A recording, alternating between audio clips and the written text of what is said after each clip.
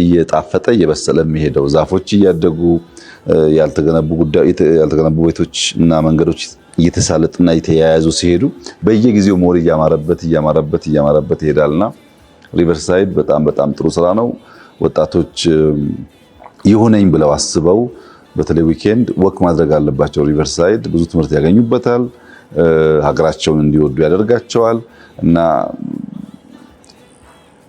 በጣም ከሚያኮሩ የኢትዮጵያ ስራዎች እንዳንዱ ሰደው አሁን አዲስ አበባ ከሰራን በኋላ ሐዋሳ ታቋለ ሌኩን ለረጅም ዓመት ነበረ ዝግ ነበረ። አሁንስ አክሰስ ፈጥረውለታል። ቀጥሎ ደግሞ ወክዌይ ይሰሩለት ነው ተጀምሯል። ፕላኑ ገና ስራው አልተጀመረም። ስፔስ መክፈፍ ተደርጓል። እስካሁን ቢሾፍቱ ሆራን ብትወስድ ከዚህ ቀደም አክሰስ አልነበረውም። አሁን ዙሪያውን ወክዌይ አለው። ባህር ዳር ብትሄድ ሙሉ ውሃው ዝግ ነበር ድሮ። አሁን ተከፍቶ ለከተማ ብሪዝ ራሱ በጣም አሻሽሏል። ጅማ፣ አርባ ምንጭ በየቦታው ይሄ ነገር ልምምድ እየሆነ መጥቷል እና አዳዲሶቹም ትናንሾቹ ከተሞችም ይሄን ከተማሩ ሪቨርሳይዶቻችን ሳይበላሹ ውሃዎቻችን ሳይበላሹ ከውሃ ከዛፎች ጋር ኮኤግዚስት እናደርጋለን።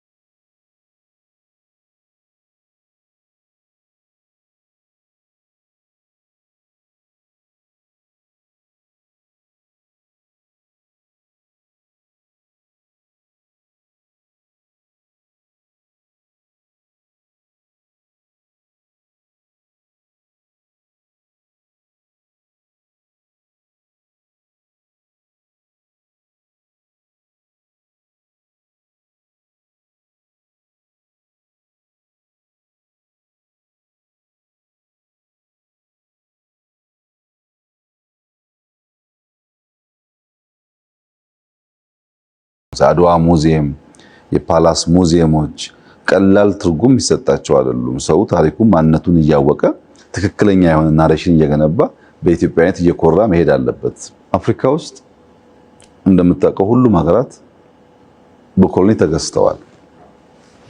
ግን ሁሉም ሀገራት ከሞላ ጎደል የሄድኩባቸው ስትሄድ አበባ የምታስቀምጥበት ነፃ ያወጡበትን ቀን የሚያከብሩበት ቦታ አላቸው። እኛ እኮ አድዋ ሙዚየም እስከሰራንበት ጊዜ ድረስ የውጭ ሰው ስቴት ቪዚት ቢመጣ እዚህ ጋር ሄደህ አበባ አስቀምጥ የምንልበት ቦታ እኮ አልነበረንም እንደ ሀገር። ይሄ በጣም አሳፋሪ ነገር ነው። ኢትዮጵያ ለሚያክል ሀገር አንደኛ ብቸኛዋ ያልተገዛች ሀገር እና የድል በዓል የምታከብር ሀገር ናት። ሌላው የሚያከብረው ነፃ ያወጣበትን ጊዜ ነው፣ እኛ ያሸነፍንበትን ጊዜ ነው። ያን የሚያክል ትልቅ ታሪክ ኖሮን ግን እንግዳ ሲመጣ ለጀግኖች አበባ አስቀምጥ ታሪካችን የምንልበት ቦታ አልነበረንም። ፓላሶቻችን በጣም አሳፋሪ ነበሩ፣ ለውጩም ሰው ለውስጡም ሰው።